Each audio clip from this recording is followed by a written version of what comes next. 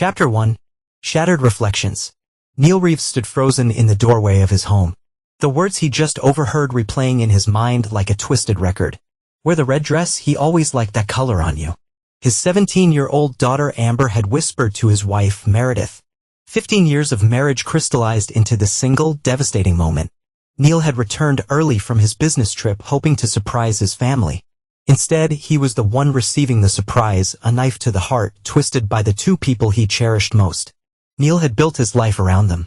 At 42, he was a regional sales director at Pinnacle Industries, a position earned through relentless dedication.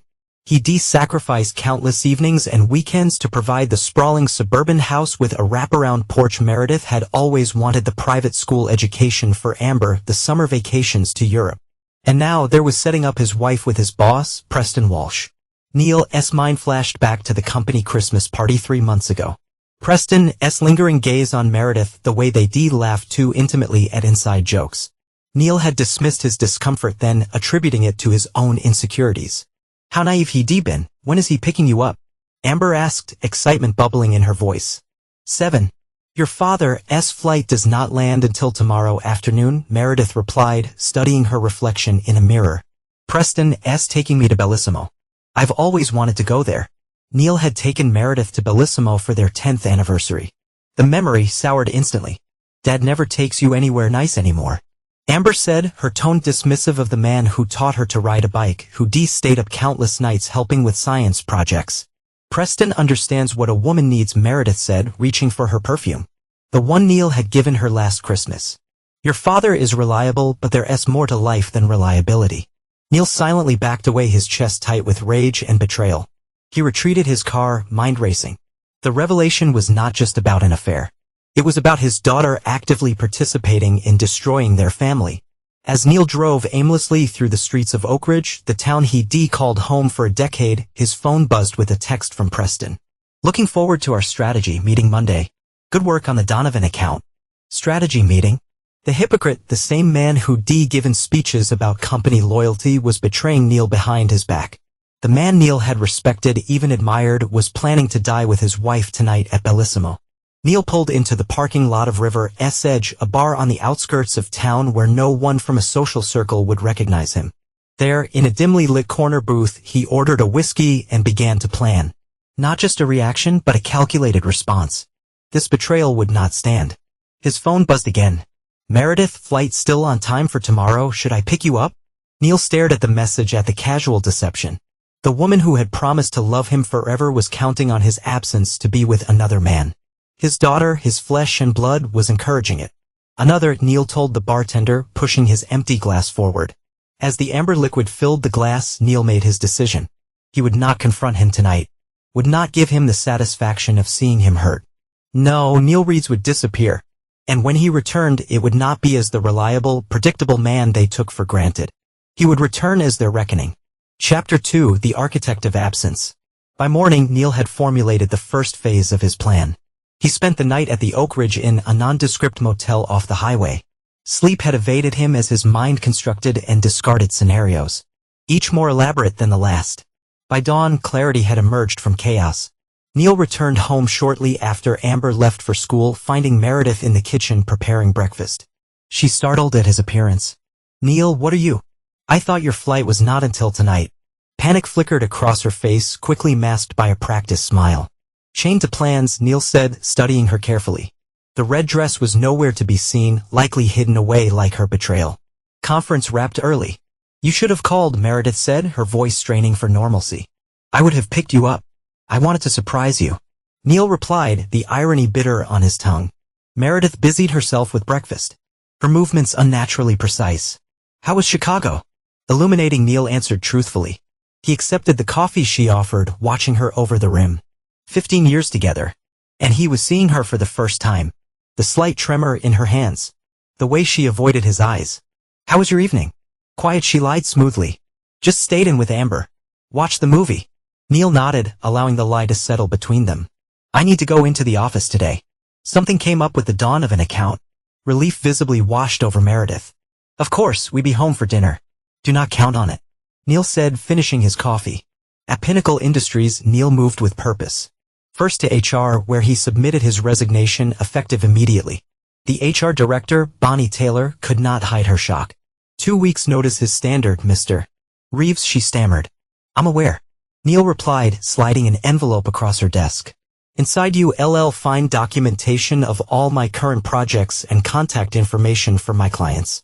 My team is well prepared to continue without me. Next, Neil went to his office, packing only personal items. A photo of Amber as a child before she learned to betray. His degree, awards he earned through dedication to a company now tainted by Preston's actions. Neil's assistant, Harper Wilson, watched in bewilderment. Mr. Reeves, is everything okay? Chained a direction, Harper. Neil replied, handing her a reference letter he prepared overnight. You've been exceptional. Any company would be lucky to have you. His final stop was the office of Samuel Bennett, Pinnacle CFO and Neil's closest ally in the company. Samuel's face grew grave as Neil explained his departure, a sanitized version, professional and vague. This is about Preston, is not it? Samuel asked, closing his office door. Neil paused. What makes you say that? Samuel sighed, removing his glasses. The board meeting last month. Preston pushed hard against your promotion. Said you were not executive material. I fought for you but Preston gets a Preston wants, Neil finished, pieces falling into place. His boss had not just coveted his wife. He actively sabotaged Neil's career. Where will you go? Samuel asked. I have opportunities, Neil said vaguely. Keep in touch, Samuel. The business world is smaller than we think.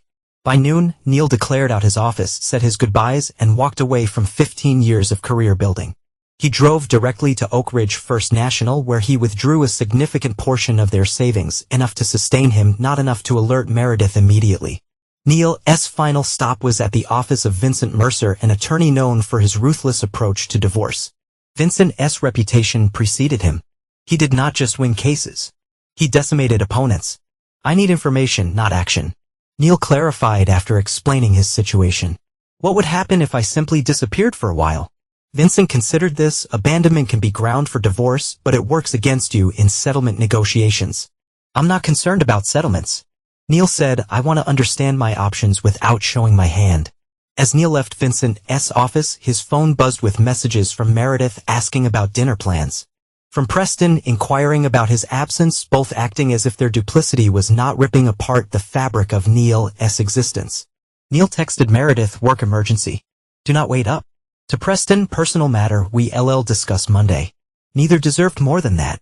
Back at the Oak Ridge, Neil booked a room for another night and began researching destinations.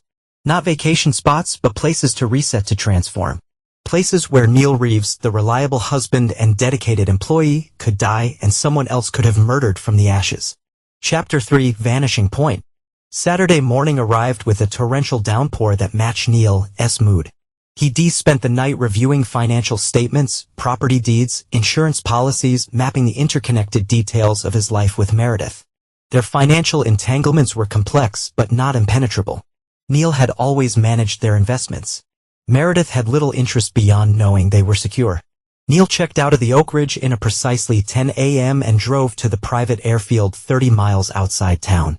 There a small chartered plan awaited, not for Chicago as he told Meredith, but for Key West. A temporary haven where he could plan without interference. Before boarding, Neil sent a text to Meredith. Flight delayed due to weather. We'll update when I land. His next call was to Lucas Murray, his college roommate turned cybersecurity specialist. Their friendship had endured despite infrequent contact, sustained by a bond forged in their youth. I need to become a ghost, Neil explained after brief pleasantries. Not permanently, but enough to move freely for a while. Lucas did not ask why. Their friendship had always included an unspoken agreement. Support first, questions later. I can help with digital tracks. The rest is on you.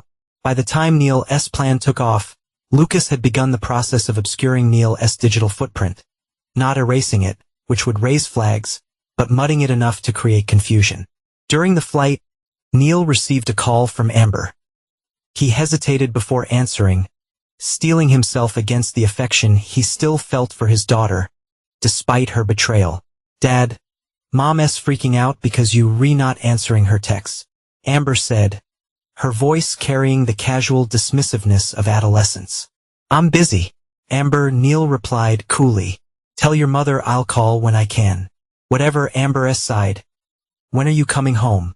Preston's coming over for dinner tonight, and Mom S making a big deal about you two finally getting to know each other outside work.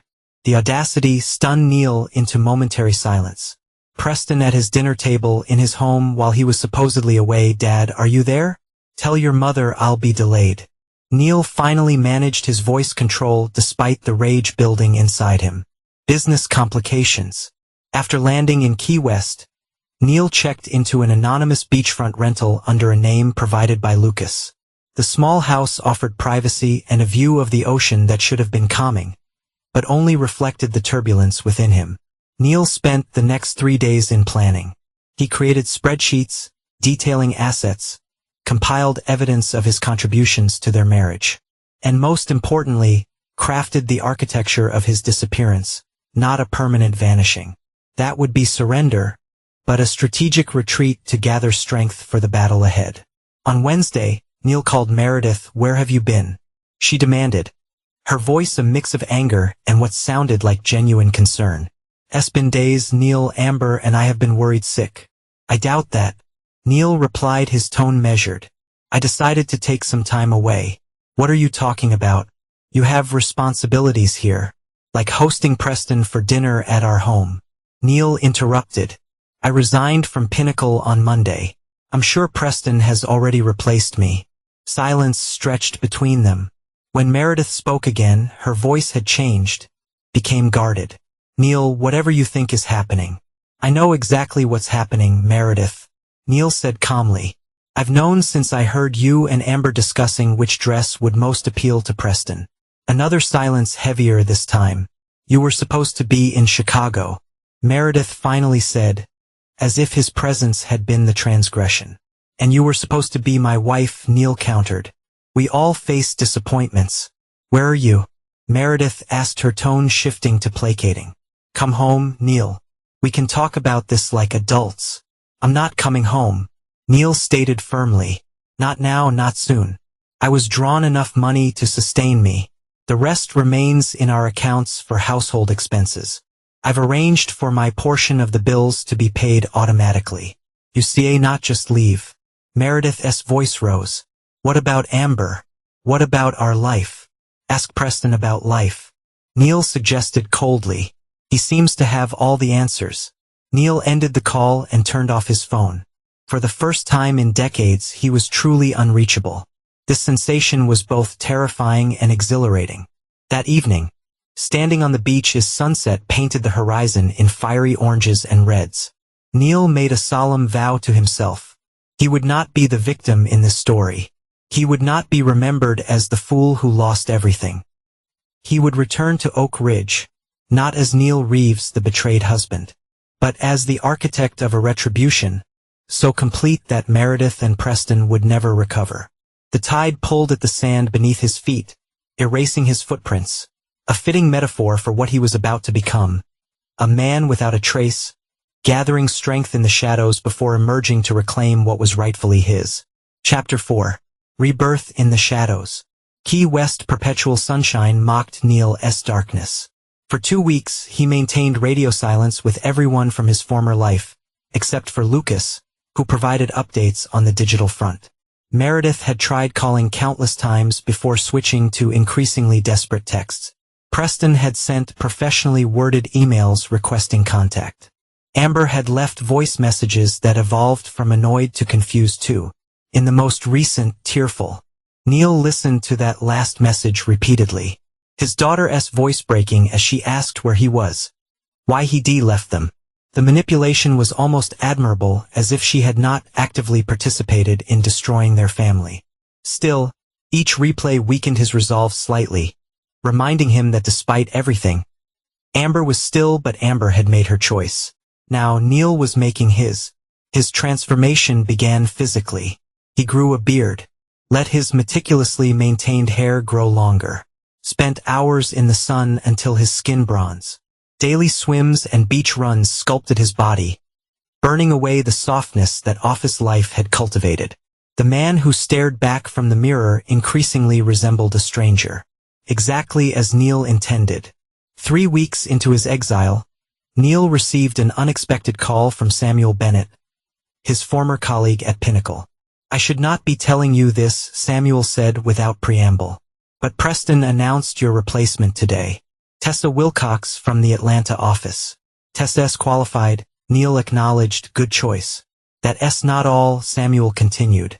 "Preston has been systematically dismantling your client relationships, telling everyone you had a breakdown, that you undergoing psychiatric treatment." Neil's grip tightened on the phone. "Interesting approach. There's more." Samuel's voice lowered conspiratorially. "The Donovan account, Preston's claiming credit for the strategy you developed. The board's considering him for CEO when Phillips retired next year, largely based on the success of his Donovan campaign." The information settled into Neil like lead weights. Preston was not just taking his wife. He was erasing Neil's professional legacy as well. "Why are you telling me this, Samuel?" Neil asked. "Because it's wrong," Samuel replied simply. "And because I think you replanning something, whatever it is I want in." Neil had not considered allies in his revenge. The idea had merit, especially someone with inside access to Pinnacle. "I'll be in touch," Neil promised. That evening, Neil contacted Vincent Mercer again. This time, he was explicit about his intentions. "I want to understand every vulnerability in Preston Walsh's professional and personal life." Vincent's response was measured. "That's beyond standard legal counsel, Mr. Reeves. I'm willing to pay for discretion and thoroughness," Neil replied. Considered opposition research. 3 days later, Vincent delivered a comprehensive dossier on Preston Walsh. 48 years old, divorced twice, both settlements heavily favoring Preston due to infidelity clauses. Clause Preston himself had violated repeatedly. His professional history showed a pattern. Join companies, take credit for subordinates' work, secure promotions, then move to larger firms. Pinnacle was his longest employment yet, 7 years, culminating in his current position as executive vice president. Most interestingly, Preston had financial vulnerabilities. He lived well beyond his means, maintaining a facade of wealth while quietly accumulating debt. His position at Pinnacle was particularly crucial now as he awaited the anticipated CEO promotion. "Preston needs the Donovan campaign to succeed," Neil used aloud, "and he needs my silence about Meredith." Neil's plan crystallized around these insights. He would not just reclaim his dignity.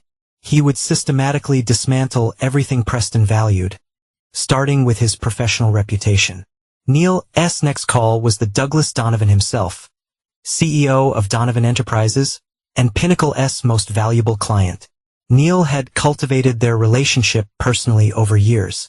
"Neil, where the hell have you been?" Douglas boomed when he answered. "Your boss has been spending some story about stress leave."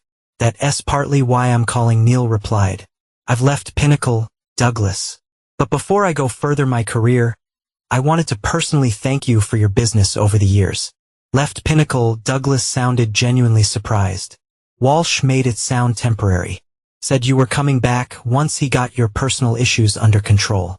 "Preston has a vivid imagination," Neil said dryly. "The truth is simpler. It was time for a change." The conversation shifted to Neil's future plans, deliberately vague, and Douglas' recent expansion into international markets. By its conclusion, Neil had planted the first seed of doubt about Preston's version of events. The final element of Neil's Key West transformation was establishing new professional credentials.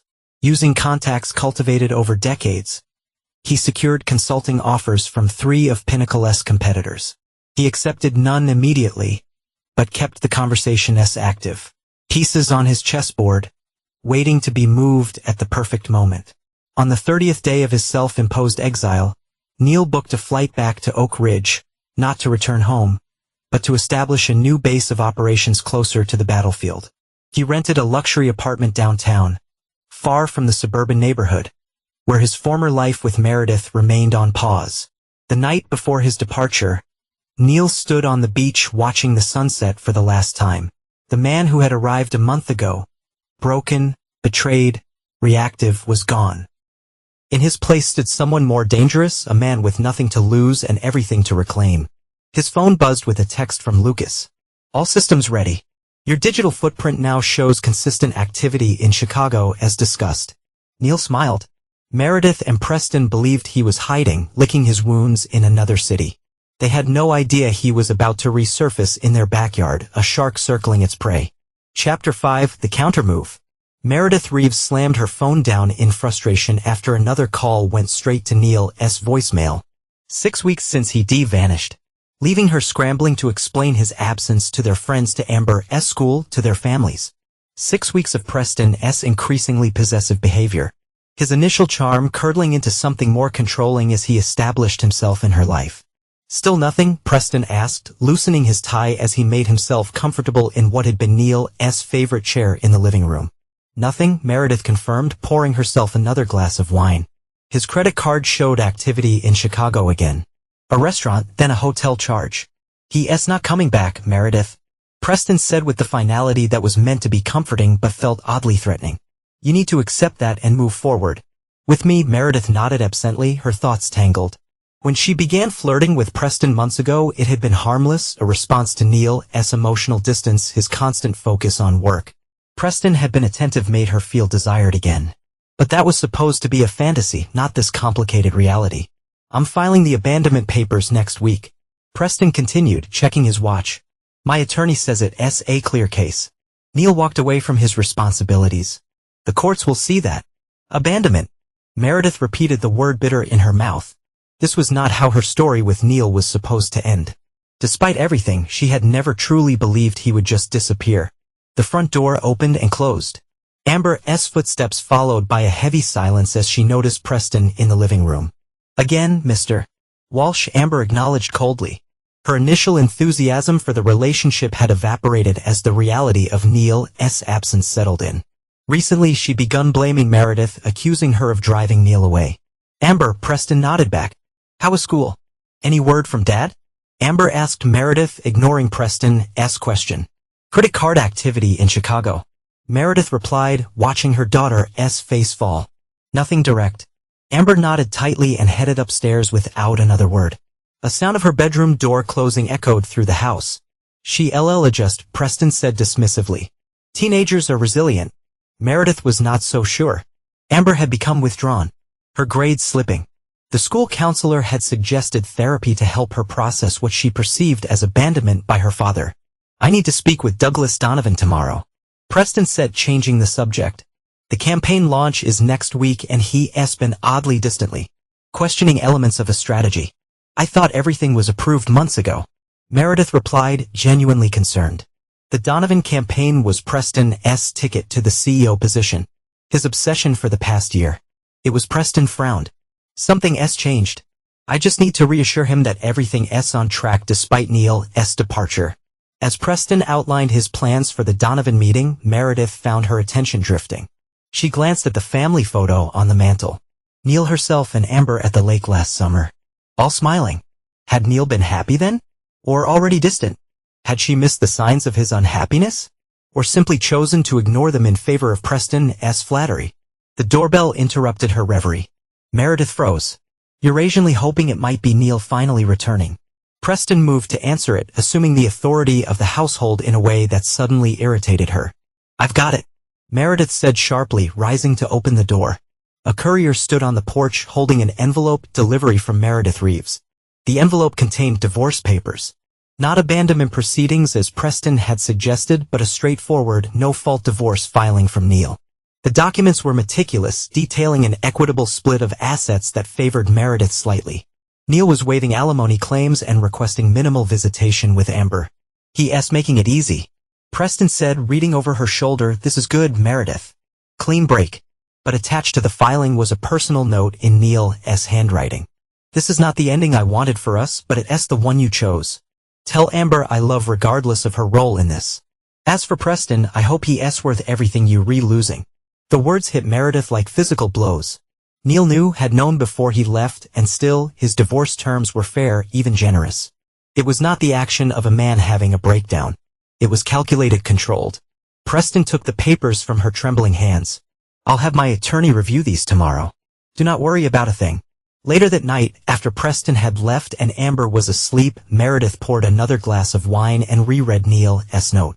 For the first time, she considered the possibility that she had catastrophically miscalculated, not just in betraying Neil, but in underestimating him.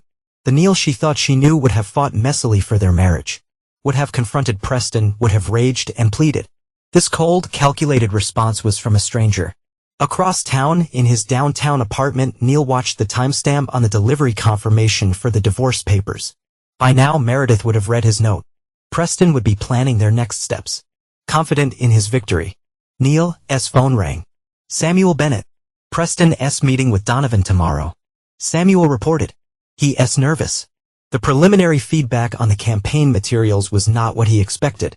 Because Donovan's looking for my influence in the strategy, Neil replied. An influence that's conspicuously absent since Preston reworked everything to take credit. Exactly, Samuel confirmed. Also, the board meeting to discuss the CEO position has been moved up. 3 weeks from now, not next quarter. Perfect timing, Neil said, making a note on his calendar. Has Preston announced it to the team yet? No, but he's already acting like it's confirmed. Moving into a bigger office, hired an assistant with executive experience. Neil smiled grimly. Pride before the fall, Samuel. Kimmy updated.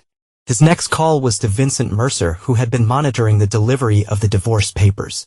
Did she sign for them personally? Yes, Vincent confirmed. And the timing was as you requested. Walsh was present.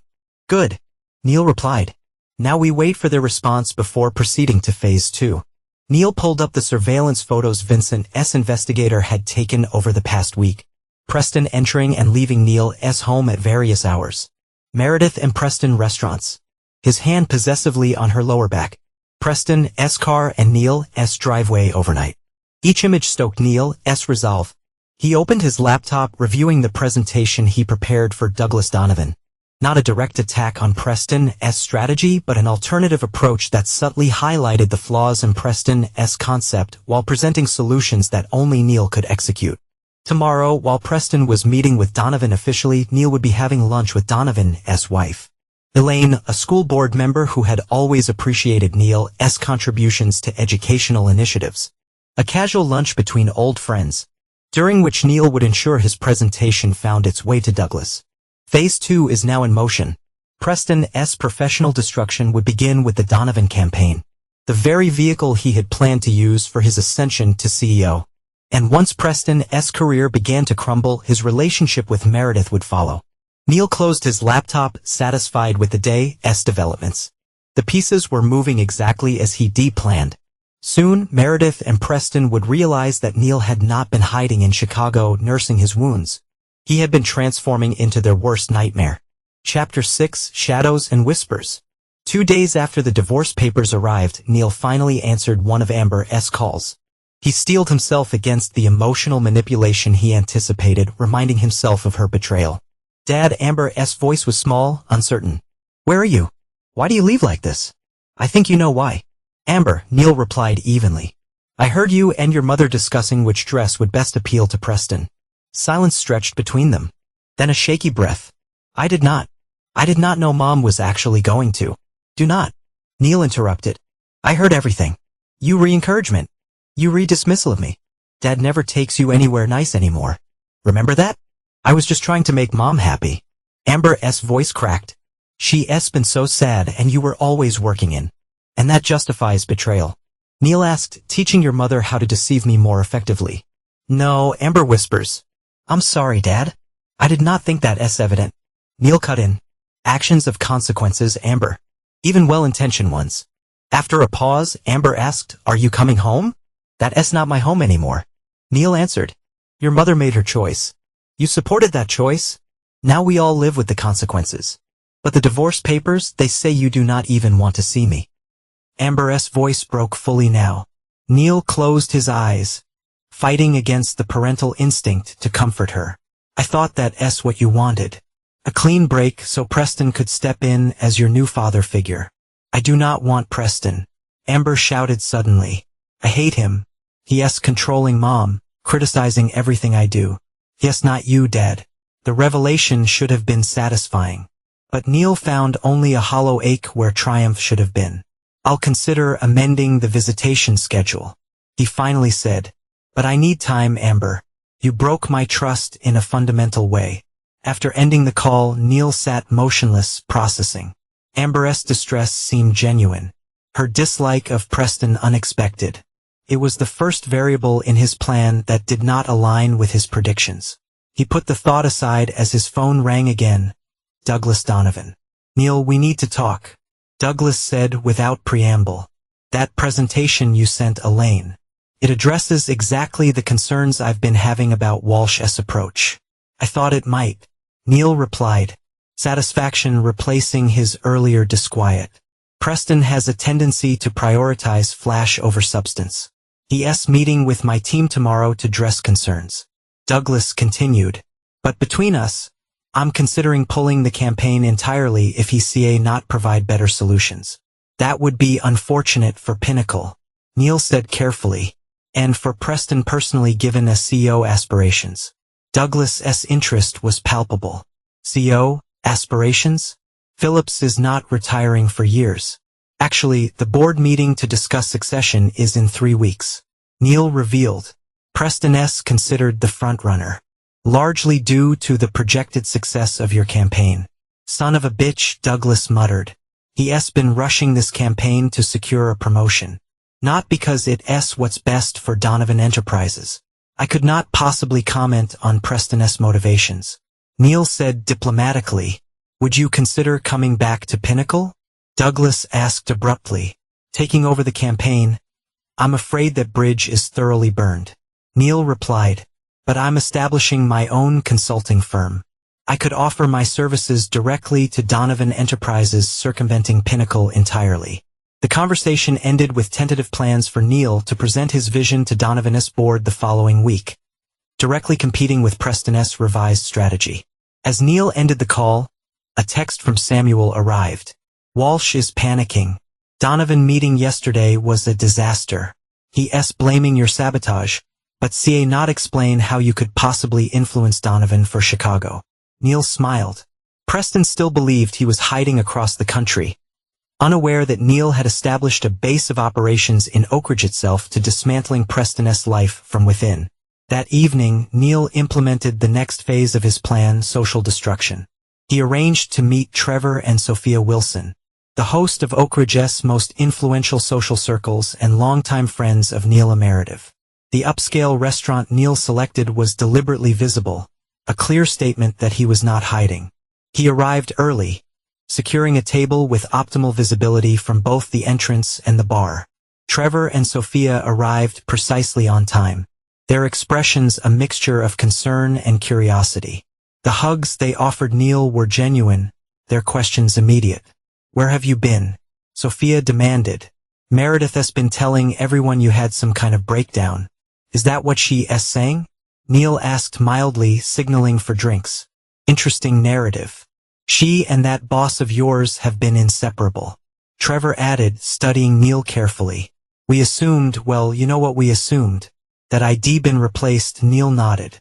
"Both professionally and personally, you assumed correctly."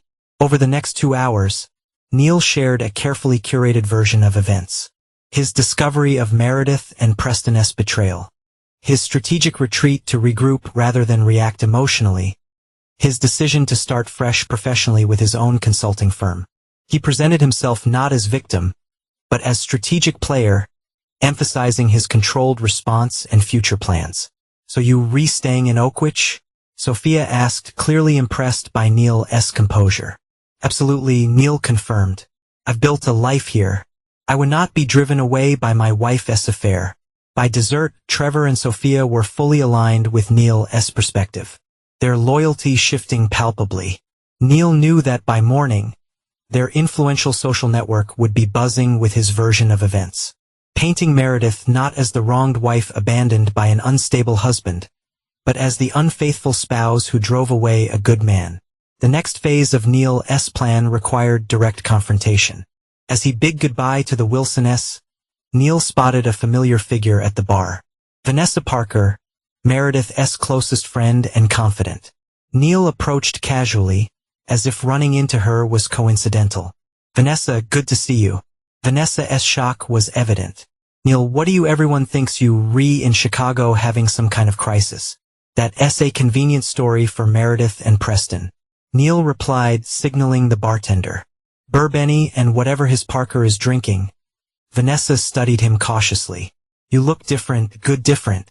Clarity will do that, Neil said, accepting his drink. How is Meredith? Still wearing the red dress for Preston? Vanessa's composure cracked slightly. I know everything. Neil confirmed, including the fact that you've been covering for her for months. Alibi lunches, fake shopping trips. She's my friend, Vanessa said defensively. She was unhappy. And now, is she happy with Preston living in my house? Sleeping in my bed, trying to replace me with Amber? Vanessa's hesitation told Neil everything. Complicated. Preston is not exactly what she expected. Neil leaned closer. His voice lowered conspiratorially. Let me guess. The charming, attentive man who pursued her has become controlling. Critical, possibly even jealous.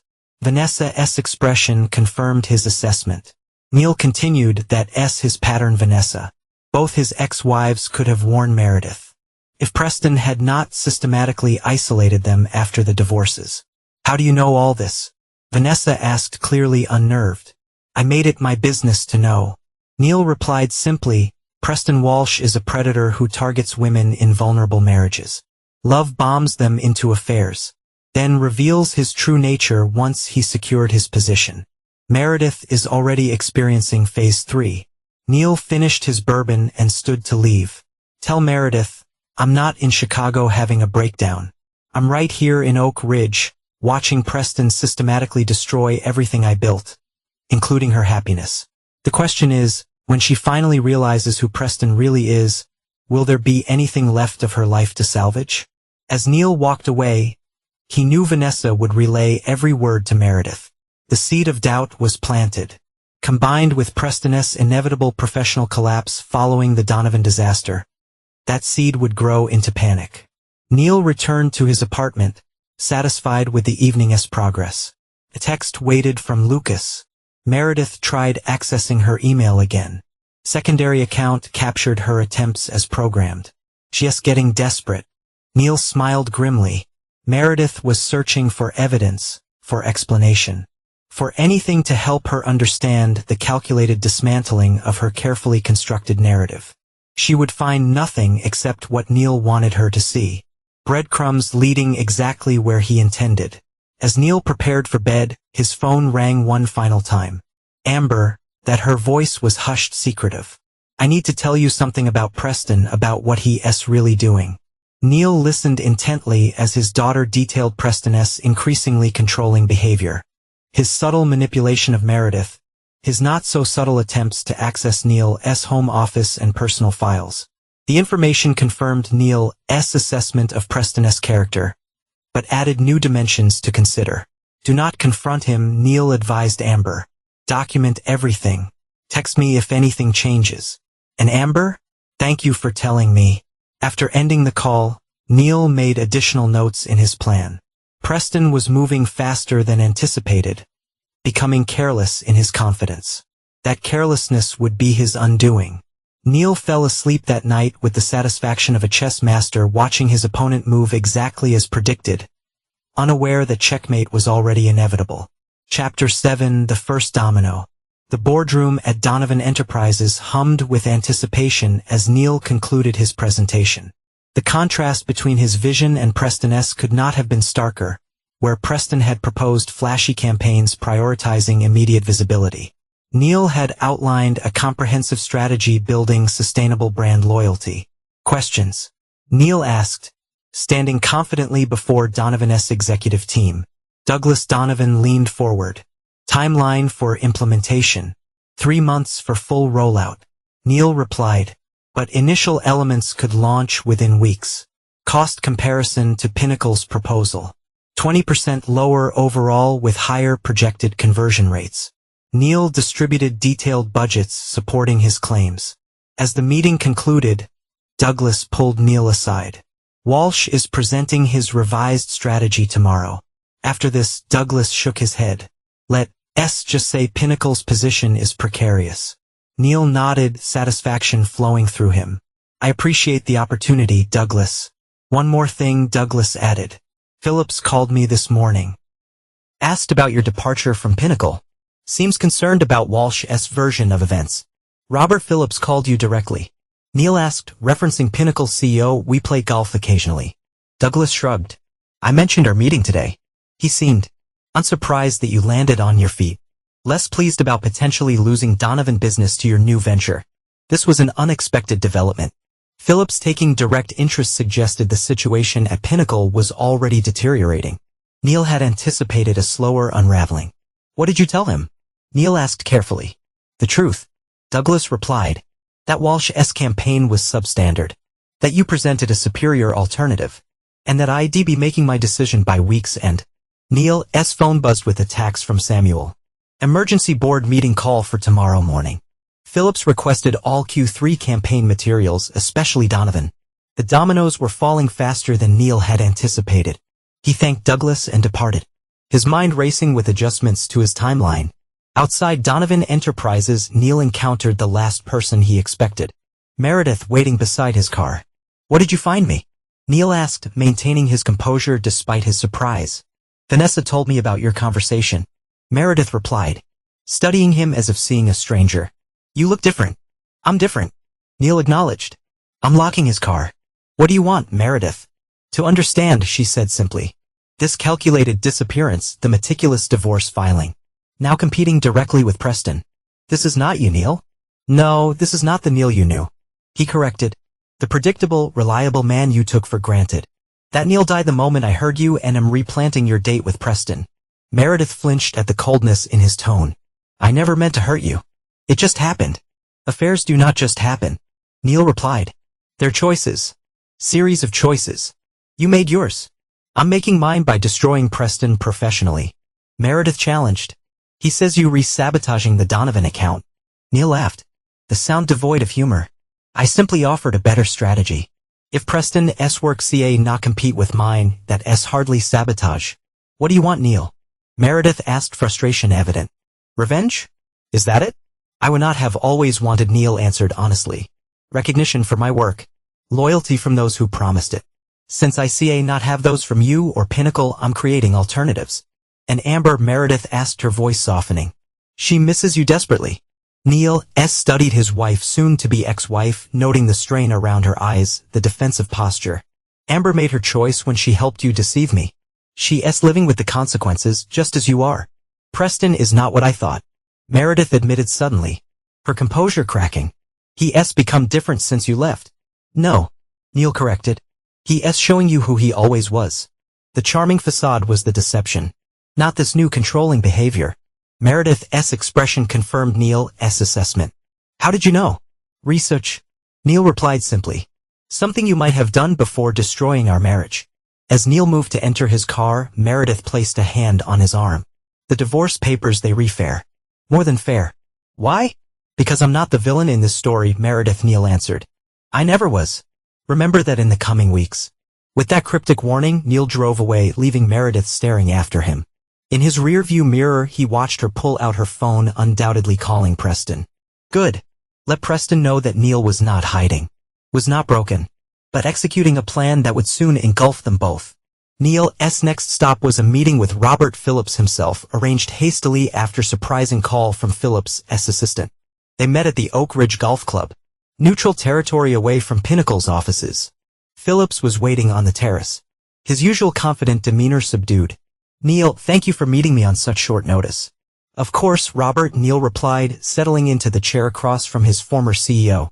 Though I must admit I'm curious about the invitation. Phillips sighed heavily. I'm going to be direct. The Donovan account represents 30% of Pinnacle's annual revenue.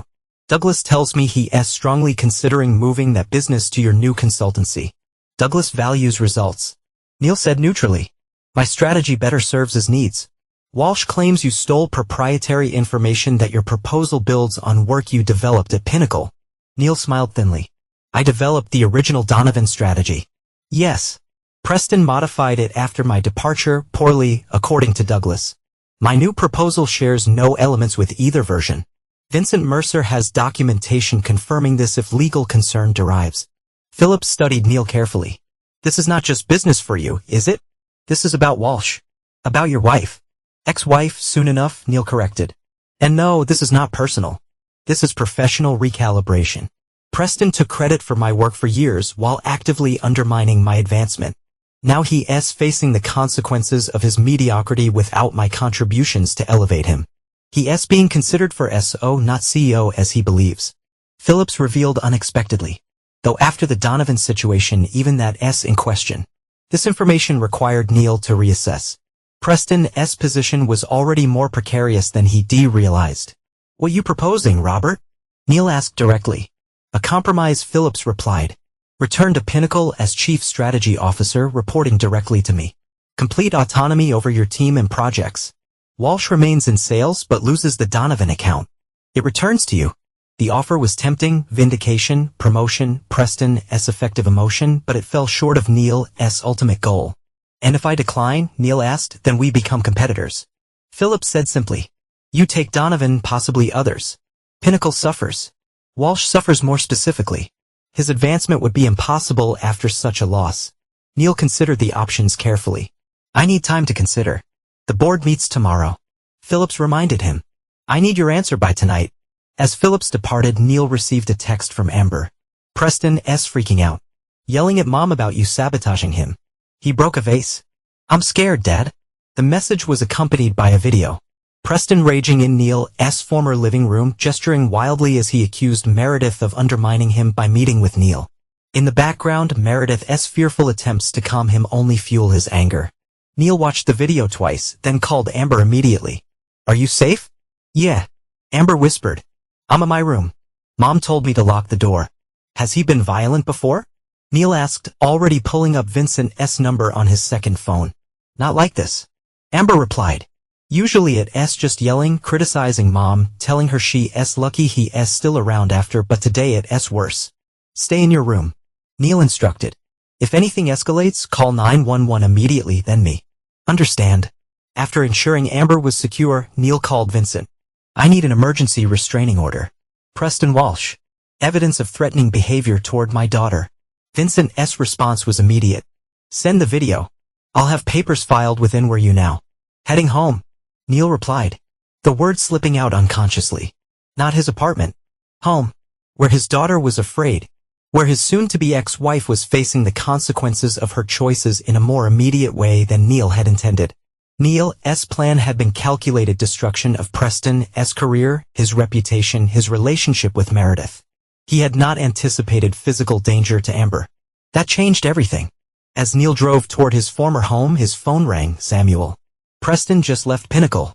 Samuel reported urgently. He's unhinged, Neil. Accusing everyone of conspiring against him. He knows about your meeting with Phillips. I'm handling it. Neil assured him. How did he see him when he left? Dangerous. Samuel replied without hesitation. Security almost intervened. Talk around the office is that he's finished regardless of tomorrow's board decision. Neil ended the call as he turned onto his former street. Preston's car was still in the driveway. No sign of movement from the house. Neil parked at a neighbor's home. The Fosters were away on vacation. And approached cautiously, triggering the remote access to the home security system he maintained despite moving out. Camera feeds appeared on his phone. Preston pacing in the kitchen, just stimulating as he spoke to Meredith, who stood rigid against the counter. No sign of physical violence yet, but Preston's body language signaled escalating agitation. Neil texted Amber. I'm outside. Police and lawyer have been called. Stay put. Her reply was immediate. Her dad. He's getting worse. Neil approached the front door, decision made. His revenge had been meant to be professional, a systematic dismantling of Preston's carefully constructed life. But with Amber in potential danger, the plan changed. Some situations required direct intervention. Neil rang the doorbell, positioning himself carefully out of view of the people. Footsteps approached. Preston's heavy tread. Not Meredith's lighter step. The door swung open. Preston's face transforming from annoyance to shock to rage in rapid succession. He snarled. You've ruined everything. Actually, Neil replied calmly. You did that yourself, Preston? I simply stopped covering for your mediocrity. Preston lunged forward. Exactly as Neil had anticipated. Years of weekend boxing. A stress relief habit Preston had often mocked. Served Neil well as he sidestepped the clumsy attack, using Preston's momentum to propel him onto the front lawn. Meredith appeared in the doorway, her expression a mixture of relief and horror. "Get Amber," Neil instructed, not taking his eyes off Preston, who was regaining his balance. "Take her to the Wilson S." Now Preston charged again, blind with rage. This time Neil did not dodge. He met the attack, a single strike that dropped Preston to his knees, gasping. "You destroyed my marriage," Neil said quietly, standing over his former boss. "You took credit for my work. You threatened my daughter. Consider yourself fortunate that my response has been this restrained." Police sirens wailed in the distance. "Vincent S. doing undoubtedly." Neil stepped back as Preston struggled to rise. "This isn't over," Preston wheezed. "Actually, it is," Neil replied. "Completely over. By morning, you'll have lost your job prospects, your relationship, and possibly your freedom, depending on how those restraining order hearings go." As police cruisers pulled up and officers approached cautiously, Neil turned to find Meredith watching from the doorway, Amber beside her, both wide-eyed. "Go to the Wilson S," Neil repeated gently. "Give your statements to the officers there. I'll handle this." For the first time in months, Meredith did not argue. She simply nodded, guiding Amber toward her car. As it drove away, Neil turned back to the officers now securing Preston. "Neil Reeves," he introduced himself. "That S. Preston Walsh. I have video evidence of him threatening my daughter and soon-to-be ex-wife. My attorney is filing for an emergency restraining order as we speak." As officers separated them for questioning, Neil watched Preston being placed in a cruiser. His professional demeanor finally shattered completely. The first phase of Neil's revenge was complete. Preston's career and reputation lay in ruins. But the cost had been higher than Neil anticipated, pulling Amber into danger he never intended. His phone buzzed with the text from Robert Phillips. "Just heard about Walsh. Board meeting moved up to tonight. Your offer still stands. Decision." Neil looked at the house he once shared with Meredith and Amber. At the police now documenting the scene, at Preston glaring hatefully from the back of a police cruiser. His carefully orchestrated revenge had accelerated beyond his control, transforming into something messier, but perhaps more honest than his original plan. He texted to back. "I decline. Donovan is just the first account I'll be taking with me." Philip's response was immediate. "Your choice. Walsh is finished regardless. Good luck, Neil." As Neil gave his statement to the officers, he realized his revenge had succeeded beyond his expectations, but not in the way he planned. The true victory was not in destroying Preston professionally or exposing Meredith's affair. It was in rediscovering his own strength, in breaking free from the boundaries that had defined him for so long. The Neil Reeds withstood frozen in the doorway. Devastated by betrayal was gone. In his place stood a man who had faced darkness, both external and internal, and emerged stronger, more defined, more authentic than before. Chapter 8: Ashes and Embers. The following week unfolded like a series of aftershocks following an earthquake. Preston Walsh was released on bail, immediately served with a restraining order preventing him from contacting Meredith, Amber, or Neil. Pinnacle Industries announced his resignation the same day, though industry insiders referred to it as a termination. By week's end, Neil's new consultancy, Phoenix Strategy Group, had secured not only the Donovan account, but 2 other former Pinnacle clients as well. Neil leased office space downtown, hired a small team of talented strategists overlooked by Pinnacle, and established himself as a formidable competitor in the market. The professional resurrection was complete. The personal reconciliation remained complicated. Amber had texted daily since the confrontation. Her message is evolving from fearful gratitude to tentative questions about their relationship. Neil had responded carefully, maintaining boundaries while acknowledging her efforts to reconnect. Meredith had been more direct. The morning after Preston's arrest, she appeared at Neil's apartment composed but clearly shaken. "Thank you," she said simply when he opened the door. "For coming when Amber called. For stopping him." Neil nodded, maintaining emotional distance despite the familiar scent of her perfume. "Amber's safety is non-negotiable. No matter what's happened between us, The divorce papers, Meredith said hesitantly. I have not signed them yet. What?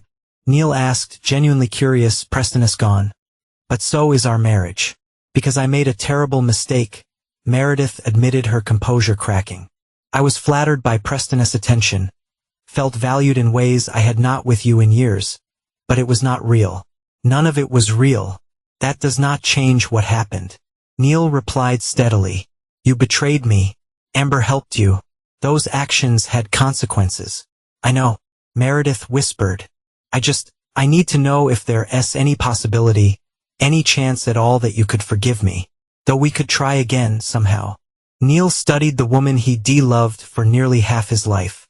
The anger that had fueled his initial disappearance had transmuted into something colder, more distant.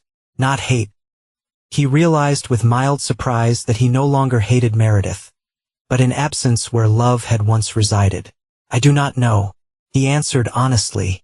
I'm not the same person I was before. I do not want the same things. What do you want, Neil? Meredith asked, tears threatening. Time, he replied after consideration. Space to discover who I am now, who you are beyond the affair, who we might be separately or together. It was not forgiveness, not yet. But it was something Meredith clearly had not expected. The possibility of a future conversation, if not reconciliation. Now, a week later, Neil sat in his new office overlooking downtown Oak Ridge, considering his next steps.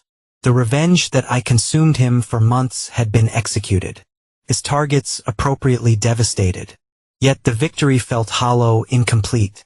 Not because he desired more punishment for Meredith and Preston, but because he had yet to fully determine what he wanted beyond retribution.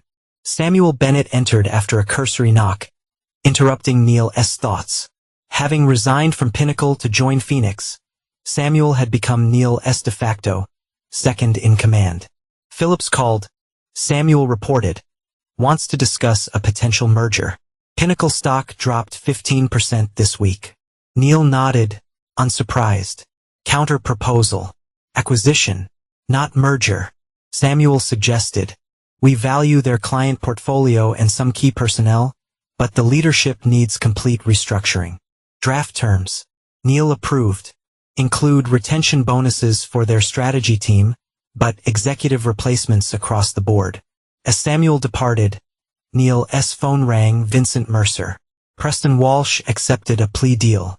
Vincent reported without preamble. Mr. Minor charges: probation, mandatory anger management, and permanent restraining orders for both Meredith and Amber. Professional repercussions? Neil asked. Significant. Vincent confirmed. The arrest and plea make him essentially unhireable at his previous level. Several executive recruitment firms have already removed him from their candidate pools. After ending the call, Neil leaned back in his chair, contemplating the developments. Preston Walsh had been neutralized professionally and personally. His predatory pattern interrupted before it could progress to its usual conclusion. Meredith was facing the consequences of her choices, but showing genuine remorse. Amber was working to rebuild trust, attending therapy to process the upheaval of recent months. Neil's revenge was complete. The question now was what to build from the ashes. His phone buzzed with a text from Amber. Dad, can we talk? In person, Neil hesitated before replying. Dinner tonight? 7 p.m. At Giovanni's. Her response was immediate. Thank you. See you then.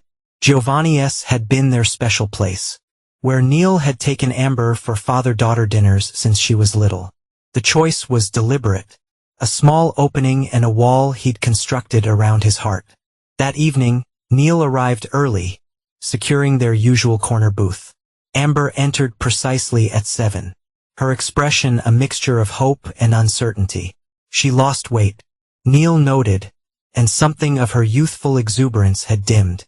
Dad, she greeted him cautiously. Amber, Neil replied, standing to receive her awkward hug before they both sat. After ordering, married a pizza to share their tradition. Amber spoke quietly. I need to explain. About Preston, about what happened. Neil nodded, allowing her the space to continue. Mom was unhappy. Amber began. For months before everything, She tried talking to you about feeling disconnected, but you were always working, always focused elsewhere. Neil started to defend himself, but stopped, recognizing the partial truth in her words. He had been distant, consumed by career advancement. Preston noticed. Amber continued. He paid attention to her, complimented her, made her feel valued. I thought she paused, collecting herself. I thought he genuinely cared about her. About us, maybe. I encouraged it because Mom seemed happy again and a red dress. Neil asked, referencing the catalyst of his discovery. Amber looked down, ashamed. Preston mentioned once that he thought Mom looked beautiful in red. I remembered that when she was getting ready for dinner with him. I did not know then that they were. I thought it was just friends. When did you realize it was not? Neil pressed gently. After you left, Amber admitted. Preston changed almost immediately. Started criticizing Mom, controlling when she could go out, who she could talk to. He went through your office, your personal papers. When I objected, he told me I was being disloyal to Mom. The server arrived with their pizza, providing a momentary reprieve from the difficult conversation. After he departed, Neil spoke carefully. I understand why you encouraged your mother's friendship with Preston. I even understand missing the signs that it had become more. What I struggled with is why you did not tell me what was happening. Amber's eyes filled with tears. Because I was ashamed, I helped break up our family. Then I was afraid of Preston, of losing you completely. By the time I realized how bad things were getting, you were gone. Neil reached across the table, taking his daughter's hand for the first time in months. I'm sorry you were afraid that you felt you could not reach out sooner. Are you and Mom getting divorced for sure? Amber asked, hope flickering in her expression. I do not know. Neil answered truthfully. What happened changed me. Changed all of us. I need time to determine what comes next. But you do not hate us? Amber asked, vulnerability raw in her voice. No. Neil replied, squeezing her hand. I do not hate either of you. I'm hurt, disappointed, still processing. But not hateful. It was not complete forgiveness. Neil was not ready for that. But it was a beginning. A recognition that his revenge, while justified, had created collateral damage he had not fully anticipated. Amber had been both participant and victim, caught between adult complexities beyond her full comprehension. As they share their pizza, conversation shifted to safer topics.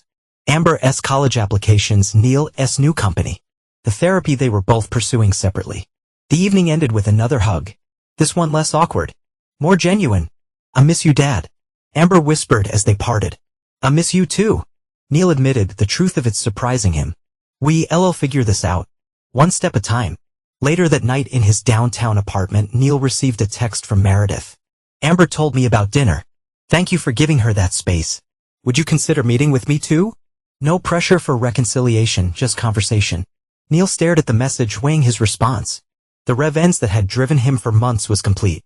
Preston was professionally ruined, legally constrained, socially ostracized. Meredith had experienced the consequences of her betrayal. The public humiliation, the fear of Preston's true nature revealed the potential loss of her family. What remains now was the question of what Neil truly wanted for his future. Not reaction, not retribution, but purposeful choice. He typed his reply, Sunday, coffee at Riverside Park, 10 a.m. It was not a promise of reconciliation. It was not even a guarantee of forgiveness, but it was an opening, a small crack in the wall of his resolve where light might eventually penetrate. As Neil prepared for bed, his phone rang one final time. Robert Phillips. I've reviewed your acquisition proposal. Phillips said without preamble. The board has counter-offered. Now what you asked for, but close. Send it over. Neil replied, I'll review it tomorrow. One more thing, Phillips added, this vendetta against Walsh. Is it finished?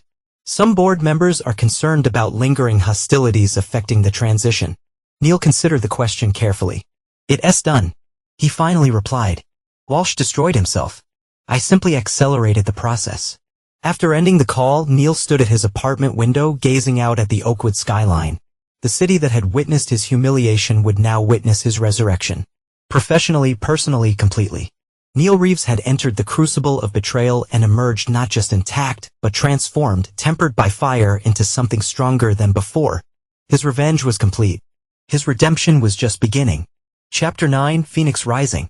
3 months after Preston Walsh's arrest, Neil stood at the podium addressing the combined employees of Phoenix Strategy Group and a newly acquired Pinnacle Industries. The merger, effectively an acquisition despite the diplomatic terminology, have been finalized the previous week, creating one of the region's most powerful marketing consultancies. Today marks not an ending but a beginning. Neil told the assembled staff. Phoenix Pinnacle represents the best of both organizations, Pinnacle's established client base and Phoenix's innovative approach. From his position at the front of the conference room, Neil could see Samuel Bennett nodding approvingly alongside Robert Phillips, who had accepted a reduced role as senior advisor in the new organization. In the back row sat Amber, attending the announcement as part of a senior year business internship program. Her presence is symbol of the gradual healing between father and daughter. Conspicuously absent was Meredith. Their Sunday coffee meetings have become a regular occurrence over the past months. Sometimes tense, sometimes wistful, always honest. The divorce had been finalized 6 weeks earlier. A mutual decision reached after several counseling sessions revealed that while forgiveness was possible, rebuilding their marriage would require more than either was prepared to give. After concluding his address and handling the obligatory press questions, Neil found Amber waiting by his office. "That was impressive, Dad," she said, genuine pride and voice. "From starting Phoenix to acquiring Pinnacle in 3 months, even my business teacher was blown away when I told him." Neil smiled, the expression coming more naturally now than it had months ago. "Pinnacle was vulnerable. We were nimble. Good business strategy. That's all. And a dash of revenge," Amber added perceptively as they entered his office. Though you'll never admit that part, their relationship had evolved into something new. Not the easy closeness of before, but a more mature connection built on painful honesty and careful reconstruction. Amber's therapy had helped her understand her role in the family fracture.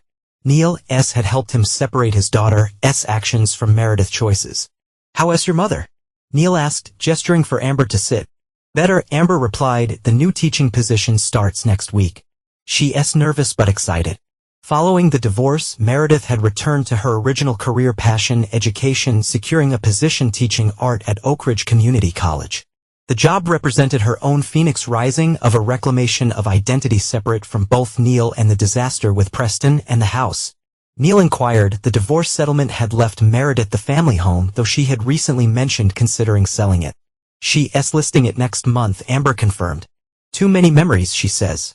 "Plus it's too big for just us when I leave for college next fall." Neil nodded, understanding the decision. He had no attachment to the house anymore. It represented a chapter now closed. "Speaking of your college plans," Neil's segue, pulling a folder from his desk, "I've been researching programs that align with your interest in business psychology."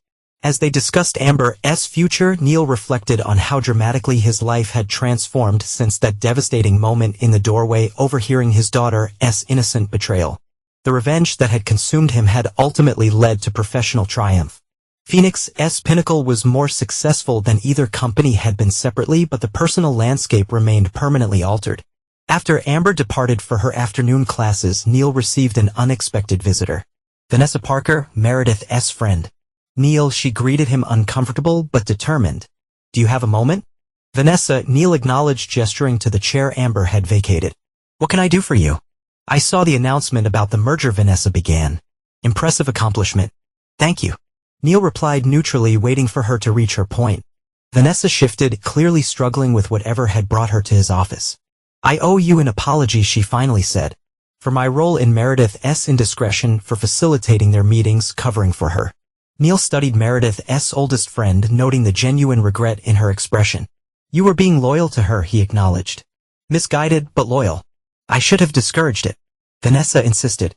"While showed red flags from the beginning, possessiveness, isolation tactics, love bombing. I saw it, but ignored it because Meredith seemed happy initially."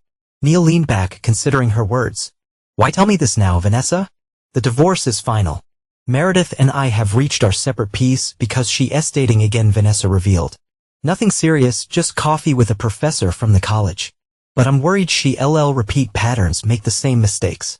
She values your opinion more than anyone's. Still, if you could talk to her," the request surprised Neil. After everything, Meredith still valued his insight. The thought was both flattering and discomfiting. "I'll consider it," Neil finally replied, not committing further. After Vanessa left, Neil turned to the floor-to-ceiling windows of his corner office, gazing out at the city where his destruction and rebirth had played out so publicly. 3 months ago, he had been consumed by revenge, focused solely on destroying Preston Walsh and punishing Meredith. Now, with those objectives accomplished, Neil found himself facing an unexpected emotion. Concern for his ex-wife's well-being. That evening, Neil called Meredith, not their scheduled Sunday conversation, but a spontaneous reaching out that surprised them both. "Is everything okay?" Meredith asked immediately, worry evident in her voice. "Is Amber's fine," Neil assured her. "I just want to check in. Vanessa mentioned you re-seeing someone." The silence that followed was charged with unspoken complexities.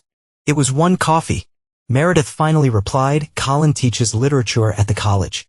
"Nothing serious?" "That's not." Neil paused, collecting his thoughts. "I'm not checking up on you, Meredith. You're free to date whoever you want." "Then why the call?" she asked, confusion evident. Neil considered his motivation. Surprised to discover it was genuine concern rather than possessiveness or lingering resentment. "After everything with Preston, I just want to make sure you're being careful. Taking things slowly." Another silence. This one softer. "I am." Meredith finally said, "Therapy has helped me understand why I was vulnerable to someone like Preston.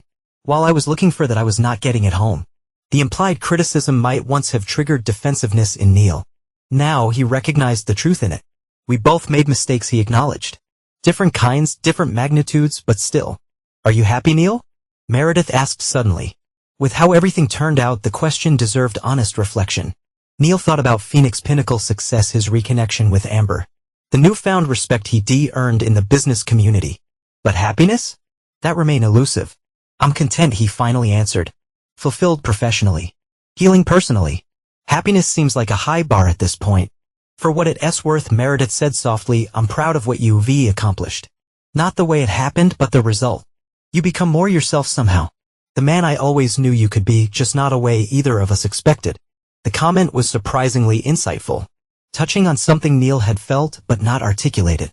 The betrayal had forced him to reclaim parts of himself that had been subordinated to career advancement, to suburban conformity, to the predictable patterns of their marriage.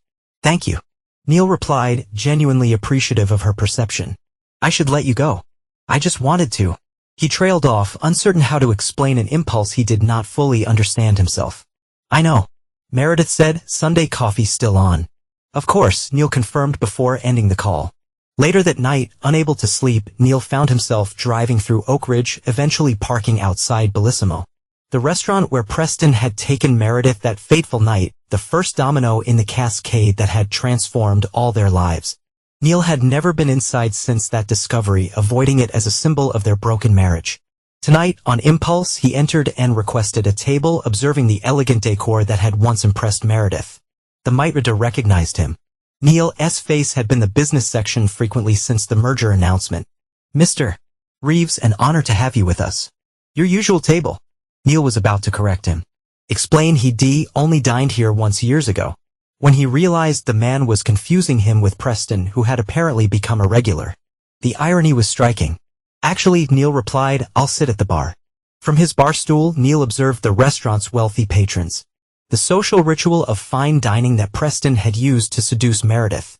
He ordered a bourbon, reflecting on the journey that had brought him to this moment of strange closure. The revenge that had driven him was complete. Preston Walsh was professionally destroyed, his reputation in tatters. Last Neil had heard, Preston had moved to another state, starting over in a diminished capacity at a much smaller firm. Meredith had faced the consequences of her choices. The public humiliation, the fear of Preston's true nature, the dissolution of her marriage. Both had paid prices commensurate with their betrayals. Yet sitting here, in the place where their affair had blossomed, Neil felt no triumph, no vindication. Only a weary recognition that revenge, while satisfying in execution, left little nourishment in its aftermath. His phone buzzed with a text from Samuel. "Final acquisition paperwork filed today." Phillips cleared out his office.